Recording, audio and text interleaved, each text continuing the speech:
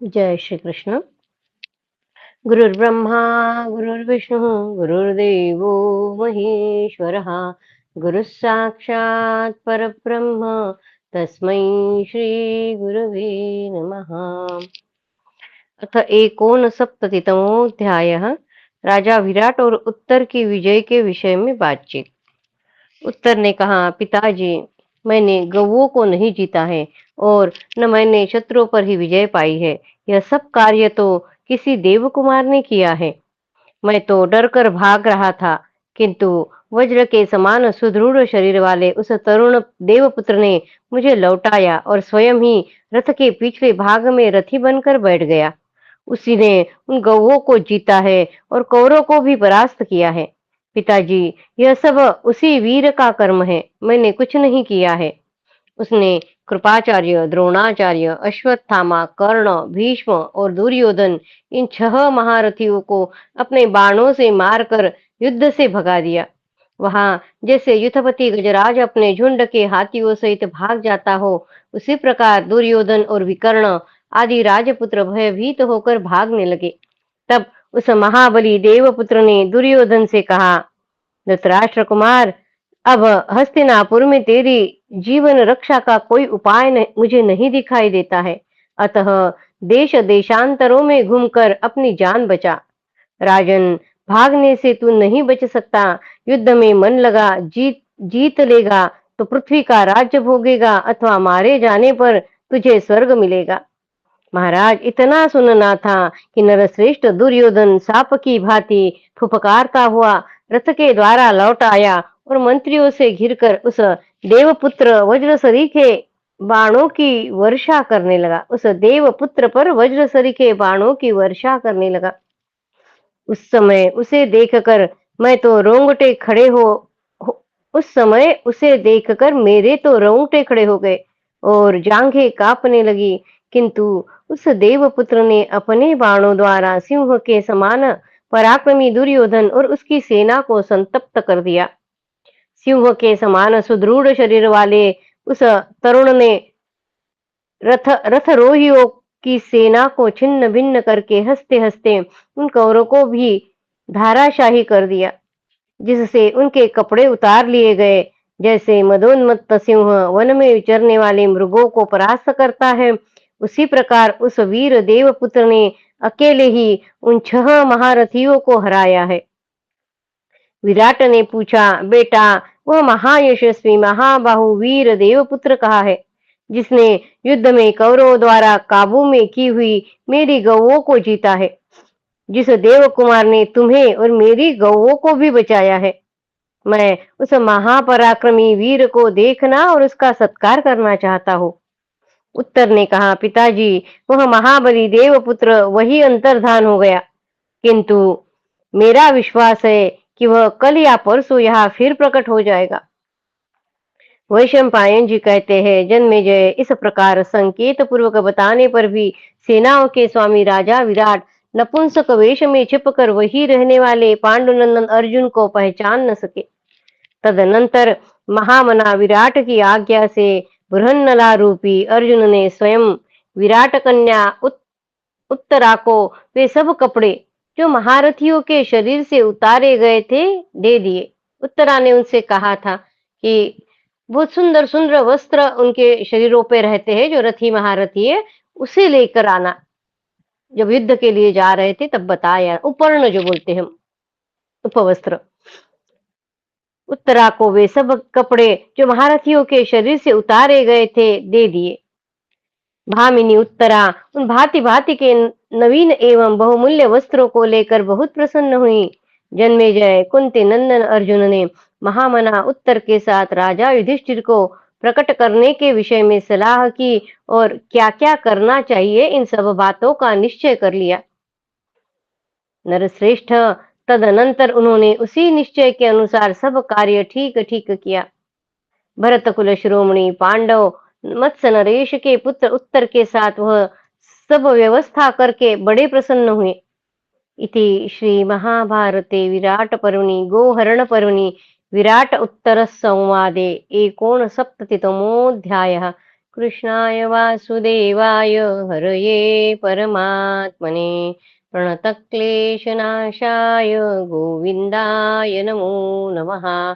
ॐ नमो भगवते वासुदेवाय। ॐ नमो भगवते वासुदेवाय। यह हमारा सा पर्व था, ये गोहरण पर्व पूर्ण हुआ है और वैवाहिक पर्व शुरू हुआ है।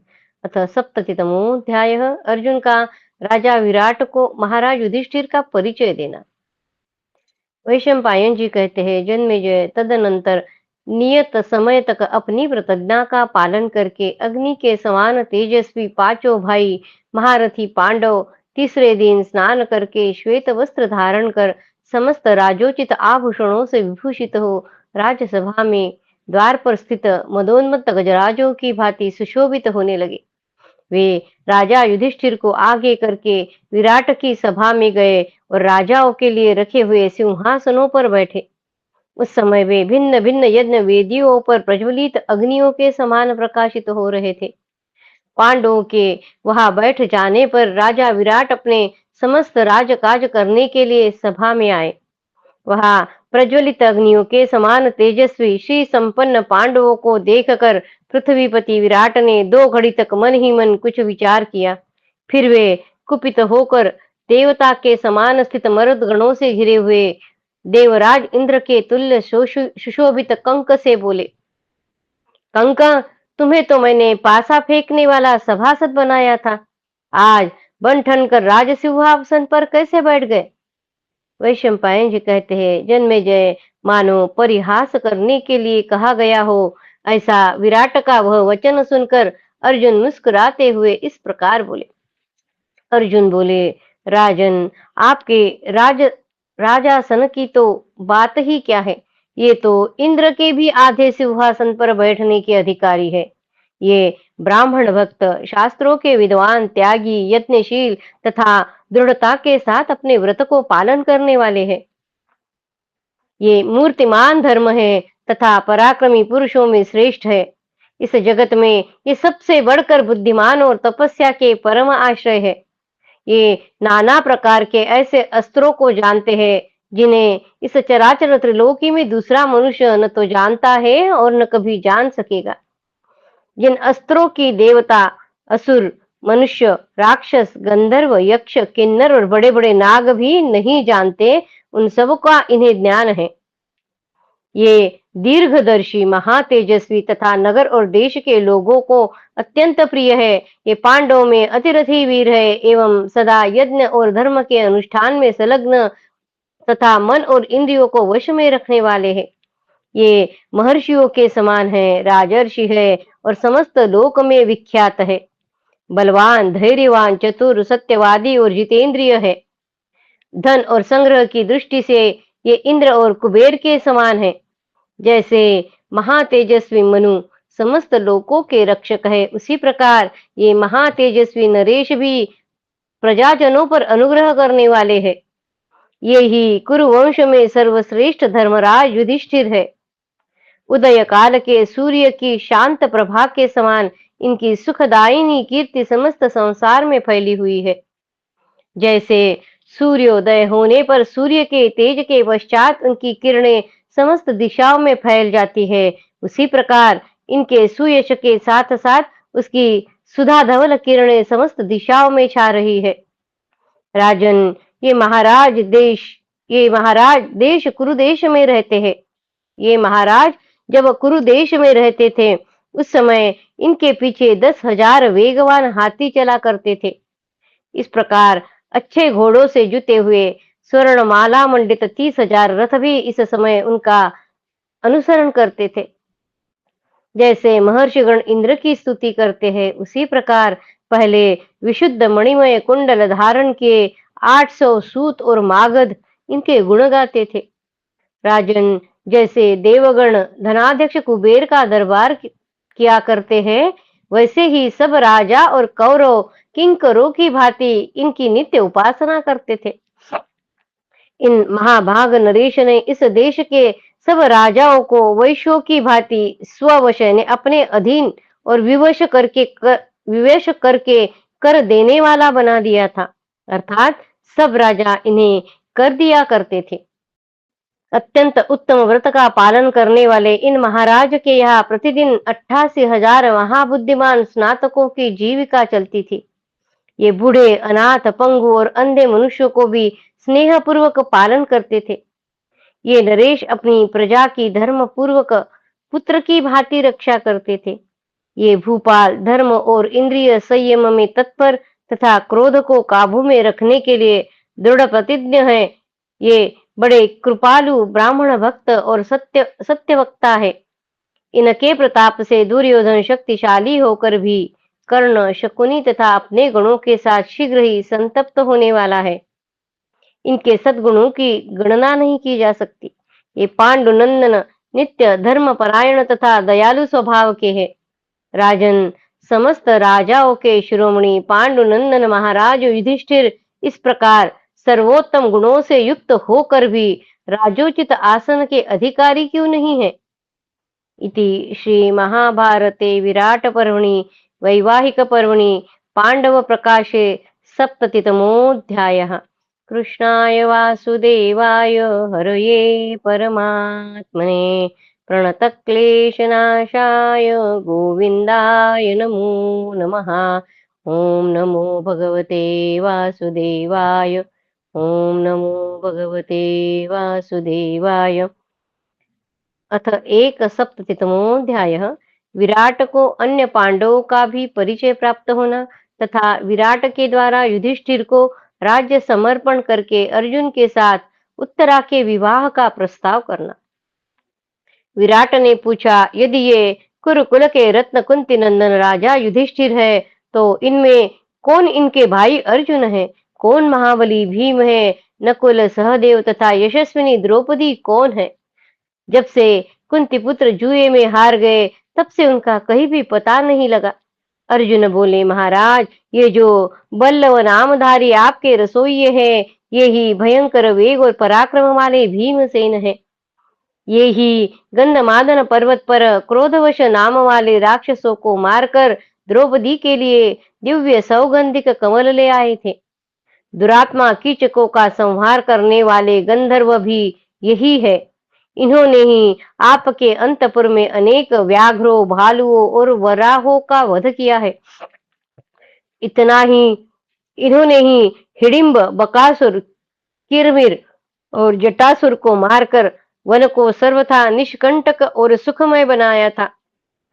और ये शत्रुओं को संताप देने वाले नकुल, जो अब तक आपके यहाँ अश्वशाला के प्रबंधक रहे हैं, और ये सहदेव है, जो गौओं की संभाल करते आए हैं। ये दोनों हमारी माता माद्री के पुत्र एवं महारथी वीर है। उत्तम श्रृंगार, सुंदर वेश और आभूषणों से सुशोभित ये दोनों भाई बड़े ही रूपवान और यशस्वी है। भरतवंशियों में श्रेष्ठ ये नकुल सहदेव युद्ध में सहस्रों महारथियों का सामना करने में समर्थ है। राजन, यह विकसित कमलदल के समान विशाल नेत्र, सुंदर कटि प्रदेश और मनोहर मुस्कान वाली सैरंध्री ही महारानी द्रौपदी है, जिसके धर्म की रक्षा के लिए कीचकों का वध किया गया। महाराज, मैं ही अर्जुन हूँ। अवश्य मेरा नाम भी आपके कानों में पड़ा होगा।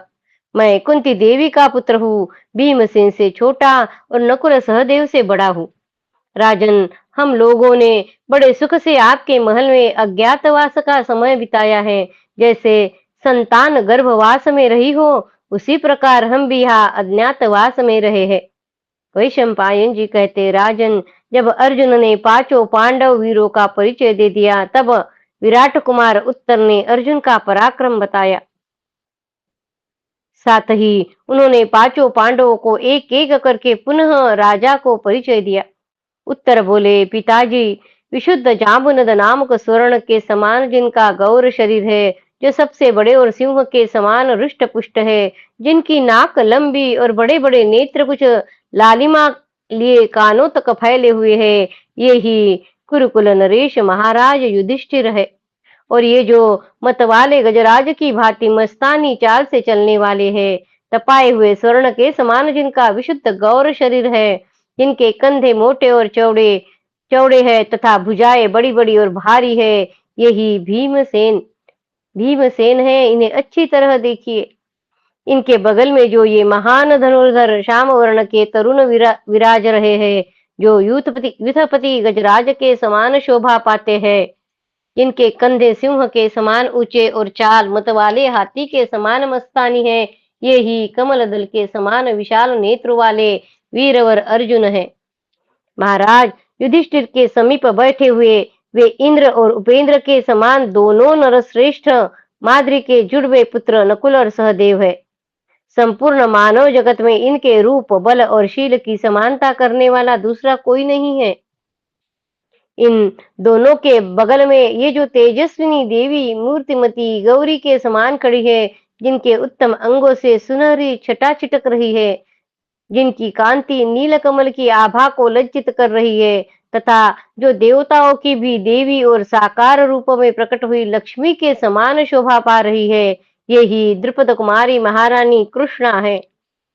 वैशंपायन जी कहते हैं, राजन, इस प्रकार उन पांचों कुंती पुत्र पांडवों को पुत्रों का राजा को परिचय देकर विराट कुमार ने अर्जुन का पराक्रम बताना आरंभ किया। उत्तर ने कहा, पिताजी, ये ही वे देवपुत्र है, जो शत्रुओं को उसी प्रकार वध करते हैं जैसे सिंह मृगों का। ये ही कौरव रथारोहियों की सेना में उन श्रेष्ठ महारथियों को घायल करते हुए निर्भय विचर रहे थे। युद्ध में इनके एक ही बाण से घायल होकर विकर्ण का विशाल गजराज, जो सोने की साकल से सुशोभित था, धरती पर दोनों दांत टेक कर मर गया।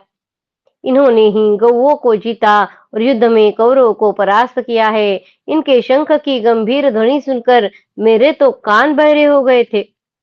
वैशंपायन जी कहते हैं, राजन, उत्तर की यह बात सुनकर प्रतापी मत्स्य नरेश, जो युधिष्ठिर के अपराधी थे, अपने पुत्र से इस प्रकार बोले, बेटा, यह पांडवों को प्रसन्न करने का समय आया है। मेरी ऐसी ही रुचि है, यदि तुम्हारी राय हो तो मैं कुमारी उत्तरा का विवाह कुंती पुत्र अर्जुन से कर दूं। उत्तर ने कहा, पिताजी, पांडव लोग महान सौभाग्यशाली है, ये सर्वथा श्रेष्ठ, पूजनीय और सम्मान के योग्य है। मेरी समझ में इनके सत्कार का हमें अवसर भी मिल गया है, अतः इन पूजने योग्य पांडवों को आप अवश्य पूजन करें। विराट बोले, बेटा, मैं भी त्रिगर्तों के साथ होने वाले संग्राम में शत्रुओं के वशीभूत हो गया था, किंतु भीमसेन ने मुझे छुड़ाया और हमारी सब गौओं को भी जीता। इन पांडवों के ही बाहुबल से संग्राम में हमारी विजय हुई है, इसलिए वत्स, तुम्हारा भला हो, हम सब लोग मंत्रियों सहित चलकर पांडव श्रेष्ठ कुंती पुत्र युधिष्ठिर को उनके छोटे भाइयों सहित प्रसन्न करें। हमने अनजाने में उनके प्रति जो कुछ अनुचित वचन कह दिया है, वह सब ये धर्मात्मा पांडुपुत्र महाराज युधिष्ठिर क्षमा करे। वैशंपायन जी कहते हैं, राजन, तदनंतर राजा विराट ने बड़ी प्रसन्नता के साथ अपने पुत्र से मिलकर कुछ विचार किया। फिर उन महामना ने दंड, कोश और नगर आदि सहित संपूर्ण राज्य युधिष्ठिर को समर्पित कर दिया। फिर प्रतापी मत्स्यराज अर्जुन को आगे रखकर सब पांडवों से मिले और यह कहने लगे कि हमारा बड़ा सौभाग्य है, हमारा हमारा बड़ा सौभाग्य है जो आप लोगों का दर्शन हुआ है। फिर उन्होंने युधिष्ठिर, भीम, अर्जुन तथा नकुल सहदेव को बार बार मस्तक सूंघा और सबको हृदय से लगाया। सेनाओं के स्वामी राजा विराट पांडवों को देख देख कर तृप्त नहीं होते थे। वे प्रेम पूर्वक राजा युधिष्ठिर से इस प्रकार बोले, बड़े सौभाग्य की बात है जो आप सब लोग वन से कुशल पूर्वक लौट आए। दुरात्मा कौरवों से अज्ञात रहकर आपने यह कष्ट साध्य अज्ञातवास का नियम पूरा कर लिया है। यह भी बड़े आनंद की बात है। मेरा यह राज्य कुंती पुत्रों को समर्पित है। इसके सिवा और भी जो कुछ मेरे पास है, वह सब पांडव लोग बिना किसी संकोच के ग्रहण करे। सव्यसाची धनंजय मेरी कन्या उत्तरा को पत्नी रूप में स्वीकार करे। ये नरश्रेष्ठ उसके लिए सर्वथा योग्य पति है। राजा विराट के ऐसे कहने पर धर्मराज युधिष्ठिर ने कुंती नंदन अर्जुन की ओर देखा। भाई के देखने पर अर्जुन ने मत्स्यराज से इस प्रकार कहा, राजन, मैं आपकी पुत्री को अपनी पुत्र वधू के रूप में स्वीकार करता हूँ। मत्स्य और भरत वंश का यह संबंध सर्वथा उचित है। इति श्रीमहाभारते विराटपर्वणि वैवाहिकपर्वणि उत्तराविवाहप्रस्तावे एकसप्ततितमोऽध्यायः। कृष्णाय वासुदेवाय हरये परमात्मने प्रणतक्लेशनाशाय गोविन्दाय नमो नमः। ॐ नमो भगवते वासुदेवाय। ॐ नमो भगवते वासुदेवाय। अथ द्विसप्ततितमोऽध्यायः। अर्जुन का अपनी पुत्र वधू के रूप में उत्तरा को ग्रहण करना एवं अभिमन्यु और उत्तरा का विवाह। विराट बोले, पांडव श्रेष्ठ, मैं स्वयं तुम्हें अपनी कन्या दे रहा हूँ, फिर तुम उसे अपनी पत्नी के रूप में क्यों नहीं स्वीकार करते? अर्जुन ने कहा, राजन, मैं बहुत समय तक आपके रणिवास में रहा हूँ और आपकी कन्या को एकांत में तथा सबके सामने भी पुत्री भाव से ही देखता आया हूँ। उसने भी मुझ पर पिता की भांति ही विश्वास किया है। मैं नाचता नाचता तो था ही, गान विद्या में भी कुशल हूँ, अतः उसका मेरे प्रति बहुत अधिक प्रेम रहा है। किंतु आपकी पुत्री मुझे सदा आचार्य यानी गुरु की भांति मानती आई है। राजन, जब वह वयस्क हो चुकी थी तब मैं उसके साथ 1 वर्ष तक रह चुका हूँ।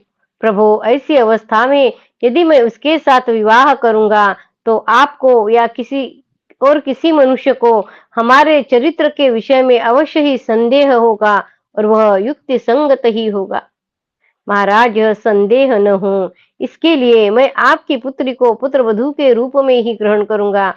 ऐसा होने पर ही मैं शुद्ध चरित्र, जितेंद्रिय तथा मन को दमन करने वाला समझा जाऊंगा और इसी से मेरे द्वारा आपकी कन्या के चरित्र की शुद्धि स्पष्ट हो जाएगी। पुत्र वधू और पुत्री में तथा पुत्र अथवा आत्मा में भेद नहीं है। पुत्र वधू और पुत्री में और पुत्र और आत्मा में भेद नहीं है। अतः उसे पुत्र वधू के रूप में ग्रहण करने पर मुझे कलंक की शंका नहीं दिखाई देती और इसी से हम दोनों की पवित्रता भी स्पष्ट हो जाएगी। मैं अभिशाप और मिथ्यावाद से डरता हूँ। यदि मैं आपकी पुत्री को पत्नी रूप में ग्रहण करूं तो लोग यह कल्पना कर सकते हैं कि इन दोनों में पहले से ही अनुचित संबंध था। इसलिए राजन, मैं आपकी पुत्री उत्तरा को पुत्रवधू के रूप में ही ग्रहण करता हूँ। मेरा पुत्र देव कुमार के समान है। वह साक्षात भगवान वासुदेव का भांजा है। चक्रधारी श्री कृष्ण को वह बहुत प्रिय है। साथ ही वह सब प्रकार की अस्त्र विद्या में कुशल है। महाराज, मेरे उस महाबाहु पुत्र का नाम अभिमन्यु है। वह आपका सुयोग्य दामाद और आपकी पुत्री का उपयुक्त पति होगा। विराट बोले, पार्थ, आप कौरवों में श्रेष्ठ और कुंती देवी के पुत्र है। धनंजय में इस प्रकार धर्म का विचार होना उचित ही है। पांडुपुत्र अर्जुन ही इस प्रकार नित्य धर्म परायण और ज्ञान संपन्न हो सकते हैं। अब इसके बाद जो कर्तव्य आप ठीक समझे उसे पूर्ण करें। मेरी सब कामनाएं पूर्ण हो गई। जिसके संबंधी अर्जुन हो रहे हो, उसकी कौन सी कामना अपूर्ण रह सकती है? वैशंपायन जी कहते हैं, जन्मेजय, महाराज विराट के ऐसा कहने पर कुंती नंदन युधिष्ठिर ने उचित अवसर जान मत्स्य नरेश और पार्थ के इस संबंध को अनुमोदन किया। जन्मेजय, तदनंतर कुंती पुत्र युधिष्ठिर तथा राजा विराट ने अपने अपने संपूर्ण सुहृदों एवं सगे संबंधियों को तथा भगवान वासुदेव को भी निमंत्रण भेजा। पांचों पांडवों का 13वां वर्ष तो पूर्ण हो ही चुका था। वे सब के सब राजा विराट के उपप्लव्य नामक नगर में आकर रहने लगे। पांडुनंदन अर्जुन ने आनर्त देश से अभिमन्यु, भगवान वासुदेव तथा दशार्ह वंश के अपने अन्य संबंधियों को भी वहां बुलवा दिया। काशीराज और शैब्य दोनों युधिष्ठिर के बड़े प्रेमी थे। वे दोनों नरेश एक एक अक्षौहिणी सेना के साथ उपप्लव्य नगर में आए। महाबली राजा द्रुपद भी एक अक्षौहिणी सेना के साथ पधारे। उनके साथ द्रौपदी के 5 वीर पुत्र कभी परास्त न होने वाले शिखंडी और समस्त शस्त्रधारियों में श्रेष्ठ एवं दुर्धर्ष वीर धृष्टद्युम्न भी थे। इनके सिवा और भी अनेक राजा वहां पधारे, जो सब के सब एक एक अक्षौहिणी सेना के पालक, यज्ञकर्ता, यज्ञों में अधिक से अधिक दक्षिणा देने वाले, वेद और अवभृत स्नान से संपन्न शूरवीर तथा पांडवों के लिए प्राण देने वाले थे। धर्मात्माओं में श्रेष्ठ मत्स्य नरेश विराट ने उन्हें आया हुआ देख सेवक, सेना और सवारियों सहित उन सबका विधिपूर्वक स्वागत सत्कार किया। अभिमन्यु को अपनी पुत्री का वाग्दान करके राजा विराट बहुत प्रसन्न थे। तत्पश्चात सब राजा लोग अपने अपने लिए नियत किए हुए स्थानों में विश्राम के लिए पधारे। वहां वनमालाधारी वासुदेव नंदन भगवान श्री कृष्ण, हल रूपी शस्त्र धारण करने वाले बलराम, हृदिक पुत्र कृतवर्मा, युयुधान नाम से प्रसिद्ध सात्यकी, अनाधृष्टि, अक्रूर, साम और निषठ, ये सभी शत्रु संतापन वीर अभिमन्यु और उसकी माता सुभद्रा को साथ लिए वहां पधारे थे, जिन्होंने 1 वर्ष तक द्वारका में निवास किया था। अभिमन्यु, वे इंद्रसेन आदि सारथी भी अच्छी तरह सब सामग्रियों से संपन्न किए हुए रथों सहित वहां आए थे। परम तेजस्वी वृष्णिवंश शिरोमणि भगवान वासुदेव के साथ 10,000 हाथी, उनसे दुगने अर्थात 20,000 घोड़े, 10,000 रथ और 10 लाख पैदल सेना थी। इसके सिवा वृष्णि, अंधक तथा भोज वंश के और भी बहुत से पराक्रमी वीर उनके साथ पधारे थे। भगवान श्री कृष्ण ने महात्मा पांडवों को दहेज या निमंत्रण में बहुत सी दासियां, नाना प्रकार के रत्न और बहुत से वस्त्र पृथक पृथक भेंट किए। तत्पश्चात मत्स्य और पार्थकुल के वैवाहिक संबंध का कार्य विधि पूर्वक संपन्न होने लगा। तदनंतर कुंती पुत्रों के साथ संबंध स्थापित करने वाले मत्स्य नरेश महल में शंख, नगाड़े, गोमुख और डंबर आदि भांति भांति के बाजे बजने लगे। साथ ही उन्होंने खाने योग्य अन्न, भोज्य और पीने आदि की सामग्री भी प्रचुर मात्रा में प्रस्तुत की। गाने वाले, प्राचीन उपाख्यान सुनाने वाले, नट और वैतालिक, सूत, मागध आदि के साथ उपस्थित हो पांडवों की स्तुति प्रशंसा करने लगे। मत्स्य नरेश के रनिवास की सुंदरी स्त्रियां रानी सुदेशना के मत्स्य नरेश की रनिवास की सुंदरी स्त्रियां रानी सुदेशना के आगे करके महारानी द्रौपदी के यहाँ आई। उन सब के सभी अंग बड़े मनोहर थे। उन सब ने विशुद्ध मणिमय कुंडल पहन रखे थे। वे सभी नारियां उत्तम वर्ण की थी। रूपवती होने के साथ ही वे भांति भांति के सुंदर आभूषणों से विभूषित थी। परंतु द्रुपद कुमारी कृष्णा ने अपने दिव्य रूप, यश और उत्तम कांति से उन सबको तिरस्कृत कर दिया। उस समय राजकुमारी उत्तरा वस्त्राभूषणों से अलंकृत हो महेंद्र पुत्री जयंती सी सुशोभित हो रही थी।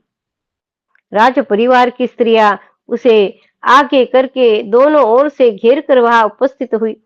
उस समय कुंती नंदन अर्जुन ने अपने पुत्र सुभद्रा कुमार अभिमन्यु के लिए निर्दोष अंगों वाली विराट कुमारी उत्तरा को ग्रहण किया।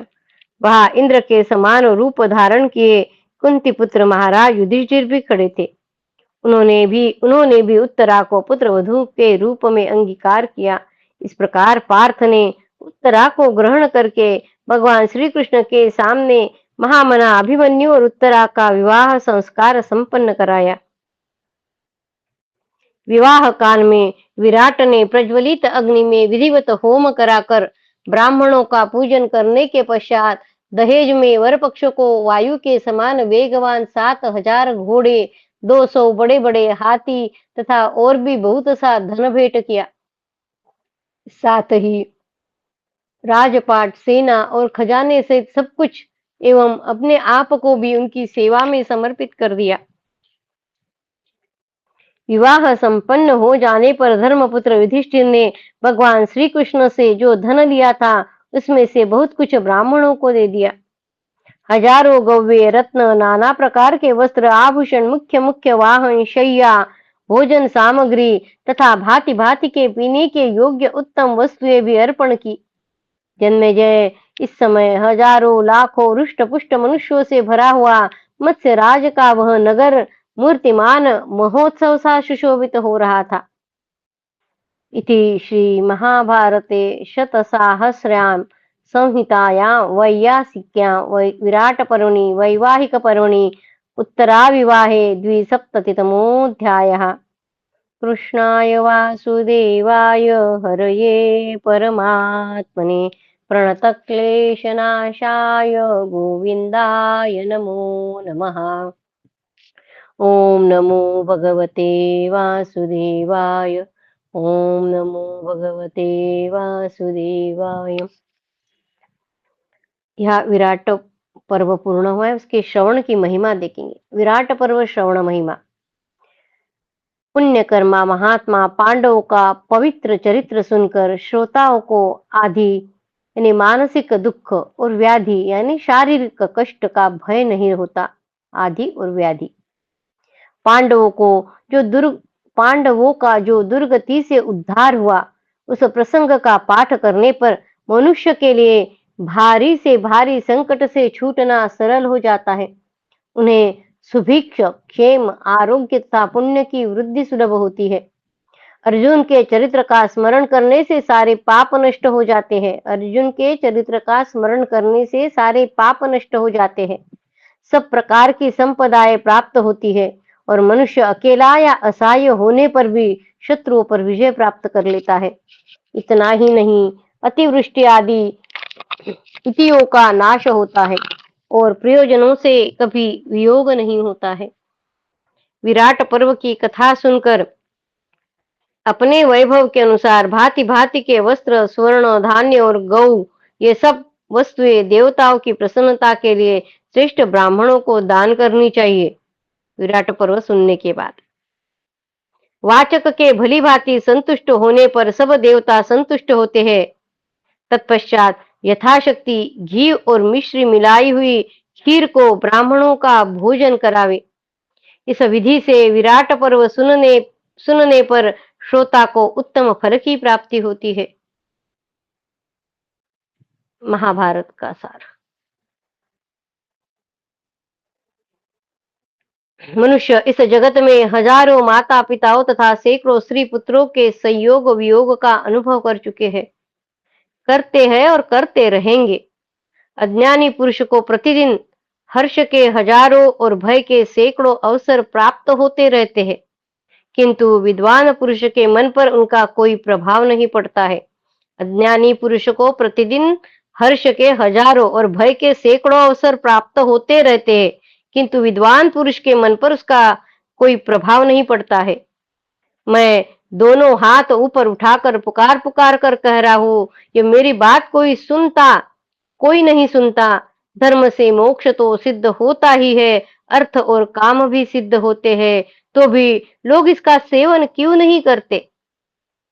धर्म से मोक्ष तो सिद्ध होता ही है, अर्थ और काम भी सिद्ध होते हैं, तो भी लोग इसका सेवन क्यों नहीं करते? कामना से, भय से, लोभ से अथवा प्राण बचाने के लिए भी धर्म का त्याग न करे। जो अपना स्वधर्म है, अपना धर्म है, उसका त्याग न करे। धर्म नित्य है और सुख दुख अनित्य है। इसी प्रकार जीवात्मा नित्य है और उसके बंधन का हेतु अनित्य है। यह महाभारत का सारभूत उपदेश भारत सावित्री के नाम से प्रसिद्ध है। जो प्रतिदिन सवेरे उठकर इसका पाठ करता है, वह संपूर्ण महाभारत के अध्ययन का फल पाकर पर ब्रह्म परमात्मा को प्राप्त कर लेता है। महाभारत स्वर्गारोहण पर्व में ये दिया हुआ है, जो अभी यहाँ पे महाभारत का सार दिया उन्होंने। कृष्णाय वासुदेवाय हरये परमात्मने प्रणतक्लेशनाशाय गोविन्दाय नमो नमः। ओम नमो भगवते वासुदेवाय। ओम नमो भगवते वासुदेवाय। ये महाभारत का सार एक बार फिर पढ़ेंगे।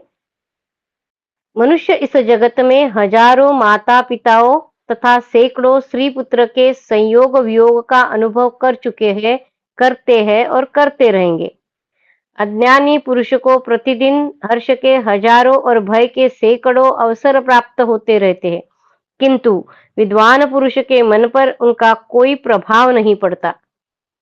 मैं दोनों हाथ ऊपर उठाकर पुकार पुकार कर कह रहा हूं, पर मेरी बात कोई नहीं सुनता। धर्म से मोक्ष तो सिद्ध होता ही है, अर्थ और काम भी सिद्ध होते हैं, तो भी लोग उसका सेवन क्यों नहीं करते? कामना से, भय से, लोभ से अथवा प्राण बचाने के लिए भी धर्म का त्याग न करे। धर्म नित्य है और सुख दुख अनित्य। इसी प्रकार जीवात्मा नित्य और उसका बंधन का हेतु अनित्य है। यह महाभारत का सारभूत उपदेश भारत सावित्री के नाम से प्रसिद्ध है। जो प्रतिदिन सवेरे उठकर इसका पाठ करता है, वह संपूर्ण महाभारत के अध्ययन का फल पाकर परब्रह्म परमात्मा को प्राप्त कर लेता है। महाभारत स्वर्गारोहण पर्व। कृष्णाय वासुदेवाय हरये परमात्मने प्रणतक्लेशनाशाय गोविन्दाय नमो नमः। ॐ नमो भगवते वासुदेवाय। ॐ नमो भगवते वासुदेवाय। यहाँ हमारा विराट पर्व पूरा हुआ है, चौथा पर्व था। और फिर कल से हम उद्योग पर्व शुरू करेंगे। भव भवे यथा भक्तिः पादयोस्तव जायते, तथा कुरुष्व देवेश नाथस्त्वं नो यत प्रभो। नाम संकीर्तनं यस्य सर्वपापप्रणाशनं, प्रणामो दुःखशमनस्तं नमामि हरिं परं। तं नमामि हरिं परं। त्वदीयं वस्तु गोविन्द तुभ्यमेव समर्पये। तेन त्वदङ्घ्रिकमले रतिं मे यच्छ शाश्वतीम्। ॐ पूर्णमद पूर्णमिदं पूर्णात् पूर्णमुदच्यते, पूर्णस्य पूर्णमादाय पूर्णमेवावशिष्यते। ॐ शान्ति शान्ति शान्तिः। हरि ओम तत्सत्। श्रीकृष्णार्पणमस्तु। श्रीगुरुभ्यो नमः। ज्ञानेश्वर माऊली। जय श्री कृष्ण।